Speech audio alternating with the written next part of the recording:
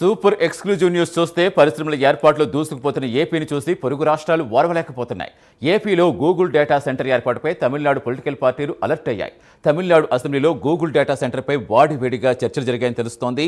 తమిళనాడుకు చెందిన Google CEO Sundar Pichai data centre Tamil Nadu ఎందుకు తీసుకురాలేదని అసెంబ్లీలో వాదోపవాదాలు జరిగినట్టుగా సమాచారం. అయితే గూగుల్ కోసం తమిళనాడు ప్రభుత్వం ఎందుకు ప్రయత్నించలేదని అన్నాడీఎంకే ఎమ్మెల్యే తంగమని ప్రశ్నిస్తే అదాని జోక్యంతో ఏపీకి ఏఐ వచ్చిందని పరిశ్రమల మంత్రి రాజా సమాధానం ఇచ్చారు. ఇక గూగుల్ రాకతో ఏపీ బ్రాండ్ ఇమేజ్ పొరుగు రాష్ట్రాలు టార్గెట్ చేస్తున్నాయి.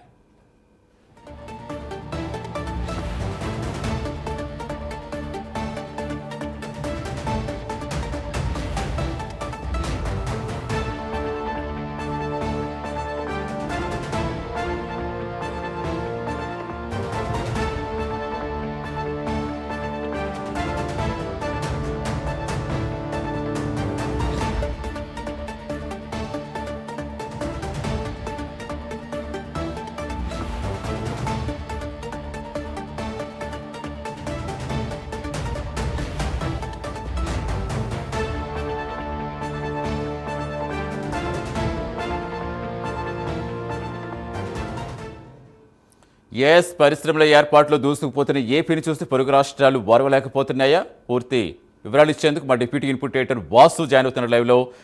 వాసు, రీసెంట్గా చూస్తాం కర్ణాటకలో బెంగళూరు రోడ్లు బాగోకపోతే అక్కడ కంపెనీలు వైజాగ్కు తరలించేందుకు ప్రయత్నాలు జరుగుతుంటే అక్కడ మంత్రులు ఎలా రియాక్ట్ అయ్యారు? ఇప్పుడు గూగుల్ ఏఐ కంపెనీలకు సంబంధించి ఈ వైజాగ్ వస్తున్న తరుణంలో తమిళనాడులో పొలిటికల్ పార్టీలు కూడా అసెంబ్లీలో కూడా చర్చకు వచ్చేస్తున్నాయి అంటే అసలు ఏంటి, ఎలా చూడాలి? అంటే ఇప్పుడు ఇక్కడ ఇస్తున్న అవకాశాలు మరుగు సదుపాయాలు చూసి కంపెనీలు వస్తాయి, బట్ దాన్ని కూడా వారు రాజకీయం చేయాలని కూడా ఎంతవరకు కరెక్ట్? అసలు ఏం జరుగుతోంది? సతీష్, ప్రపంచం అంతా కూడా ఒక విధంగా విశాఖ గూగుల్ రావడం పట్ల చాలా ఆనందం వ్యక్తం చేస్తున్నారు, హర్షం వ్యక్తం చేస్తున్నారు. మొత్తం ప్రపంచం అంతా కూడా విశాఖ వైపు చూసే పరిస్థితి ఏర్పడింది. ఈ నేపథ్యంలో నిన్న మొన్న చూసాం గూగుల్ ఎంఓయూ జరిగిన వెంటనే వైసీపీ తన అక్కసుని కక్కునే పరిస్థితి ఏర్పడింది. వాళ్ళు కూడా ఇక్కడ ఉన్నటువంటి మాజీ మంత్రి అయితే గుడివాడ అమర్నాథ్ చాలా గూగుల్పై విషం కక్కే పరిస్థితి కనిపించిందనే ఆరోపణలు వస్తున్నాయి. అదేవిధంగా ఇప్పుడు తాజాగా పక్కన ఉన్న రాష్ట్రాలు తమిళనాడు అవ్వచ్చు, లేకపోతే కర్ణాటక అవ్వచ్చు, ఈ రాష్ట్రాలు కూడా అంటే బెంగళూరు మనతో పాటు సమానంగా మనకన్నా ఎక్కువగా ఐటీలో అభివృద్ధి చెందింది. దాని తర్వాత విశాఖ, ఏపీలో ఉన్నటువంటి విశాఖ అభివృద్ధి చెందే అవకాశం ఉందని ఎంతోమంది నిపుణులు కూడా చెప్పే పరిస్థితి కనిపిస్తుంది. ఇందులో భాగంగానే చాలా ఐటీ కంపెనీలు కూడా విశాఖకు తరలిచ్చే అవకాశం ఉంది. ఇంతవరకు వచ్చిన కంపెనీలు వేరు, ఇప్పుడు వచ్చినటువంటి కంపెనీ గూగుల్ వేరు. ఈ గూగుల్ రావడంతో మొత్తం గుబులు పట్టుకుంది అందరికి, పక్కన ఉన్న రాష్ట్రాలకి. ముఖ్యంగా మనం చూడొచ్చు తమిళనాడు రాష్ట్రంలో సాక్షాత్ అసెంబ్లీలోనే దీనిపై చర్చ జరిగింది. తంగమణి అనే ఎమ్మెల్యే, డిఎంకే చెందిన ఎమ్మెల్యే అడగడం జరిగింది, గూగుల్ సుందర్ పిచాయ్ తమిళనాడుకి చెందిన వారు గూగుల్ సీఈఓ మనకెందుకు రాలేదు అని అడగడం జరిగింది. దానికి సమాధానంగా అక్కడ పరిశ్రమల శాఖ మంత్రి రాజా కూడా సమాధానం ఇవ్వడం జరిగింది. మొత్తం కూడా ఏపీకి తరలిపోవడంపై మొత్తం చర్చ జరుగుతుంది. అంటే ఇక్కడ ఉన్నటువంటి ఫెసిలిటీస్ కానీ, ఇక్కడ ఉన్నటువంటి అవకాశాలు కానీ, లేకపోతే ఇక్కడ ఉన్న వనరులు మొత్తం కూడా చూసుకుని వస్తారు ఎవరు వచ్చినా సరే. మనం చూస్తున్న విశాఖలో ఉన్నటువంటి సముద్ర తీరం కానీ, సముద్రం కానీ చాలా ఆనందకరమైన సిటీయే కాకుండా అది ఇప్పుడు టెక్నికల్గా ఐటీ కంపెనీలకి చాలా ఉపయోగపడే పరిస్థితి కనిపిస్తుంది. అండర్ కేబుల్కి చాలా ఉపయోగపడే పరిస్థితి కనిపిస్తుంది. ఈ నేపథ్యంలోనే అందరికీ ఇక్కడికి వస్తుంది. ఉదాహరణకు ఇప్పుడు చూసుకుంటే గూగుల్ ఇక్కడ నుంచి దాదాపు 12 దేశాలకి డేటా సప్లై చేసే పరిస్థితి కనిపిస్తుంది. 12 దేశాలని ఇక్కడ నుంచి ఆపరేట్ చేసే పరిస్థితి కనిపిస్తుంది. ఇలాగా విశాఖకి ఉరికిన రావట్లేదు. అన్ని అర్హతలు, అన్ని మౌలిక సదుపాయాలు ఉన్నాయి కాబట్టి వస్తున్నాయి. కానీ పక్కన రాష్ట్రాలు మీరు చెప్పినట్టు మనం కర్ణాటకలో కూడా రోడ్లు బాగోని పరిస్థితిలో కూడా చాలా సంస్థలు ఏపీకి వస్తున్న పరిస్థితిలో రీసెంట్గా కూడా గూగుల్ మీద కూడా అక్కడ ఉన్నటువంటి ఒక మంత్రి స్పందించడం జరిగింది.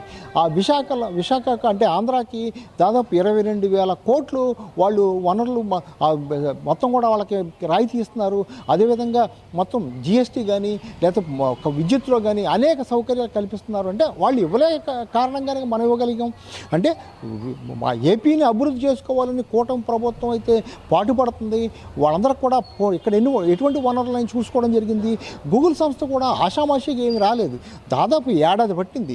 ఏడాది క్రితం ఇదే అక్టోబర్ నెల 31వ తేదీన లోకేష్ అమెరికా వెళ్ళి గూగుల్ వాళ్ళందరితో మాట్లాడి ఆ కమిటీ అంతా కూడా ప్రత్యక్షంగా ఇక్కడికి వచ్చి ఎక్కడ భూములు ఇస్తున్నారు, ఏమి ఇస్తున్నారు, ఎలా ఇస్తున్నారు, ఎంత దూరం ఉన్నాయి, ఏమున్నాయి, రవాణా ఏంటి అన్నీ చూసుకున్నారు. అన్నీ చూసుకున్నాకే వాళ్ళు అగ్రి అయ్యారు. వాళ్ళకి రాయితీలు ఇస్తున్నారని, అనేక రాయితీలు కల్పిస్తున్నారని, లేదా ఉద్యోగ అవకాశాలు ఎక్కువ రావట్లేదని, మొత్తం విమర్శలు చేసే పరిస్థితి. ఇవన్నీ కూడా ఎవరు పట్టించుకునే పరిస్థితి లేదు.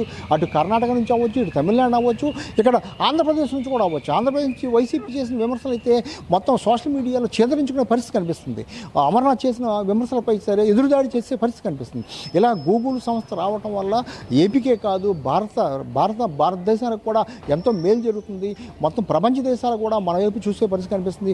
ఒకవైపు పక్కన ఉన్న రాష్ట్రాల్లోనూ మన రాష్ట్రంలో ఉన్నటువంటి వైసీపీ మనల్ని విమర్శిస్తుంటే అమెరికాలో ఉన్నటువంటి ప్రధానమైన పత్రికలు విశాఖను పొగిడే పరిస్థితి కనిపిస్తుంది, ఆంధ్రాను పొగిడే పరిస్థితి కనిపిస్తుంది. ఎందుకంటే ఇంత భారీ పెట్టుబడి అమెరికా తర్వాత భారతదేశం కాదు, దేశంలో ఎక్కడా కూడా గూగుల్ పెట్టలేదు. అంత పెట్టుబడి కానీ అంత పెద్ద సంస్థ కానీ ఇక్కడ గూగుల్ సంస్థ రాబోతుంది. దీనిపై అక్కసుతోనే వీళ్ళందరూ విమర్శలు చేస్తున్నారు తప్ప వాళ్ళు చెప్పేది నిజం కాదని ప్రజలే ఖండించే పరిస్థితి కనిపిస్తుంది. సోషల్ మీడియాలో విమర్శించే పరిస్థితి కనిపిస్తుంది. తాజాగా తమిళనాడు అవ్వచ్చు, లేకపోతే కర్ణాటక అవ్వచ్చు, వైసీపీ అవ్వచ్చు, వీళ్ళు ఎవరు ఎన్ని విమర్శలు చేసినా సరే గూగుల్ సంస్థ అయితే రావడం జరుగుతుంది. ఇక్కడ అభివృద్ధి కనిపించబోతుంది. ప్రజలు అయితే హర్షం వ్యక్తం చేసే పరిస్థితి కనిపిస్తుంది. Satish, thank you Vasu.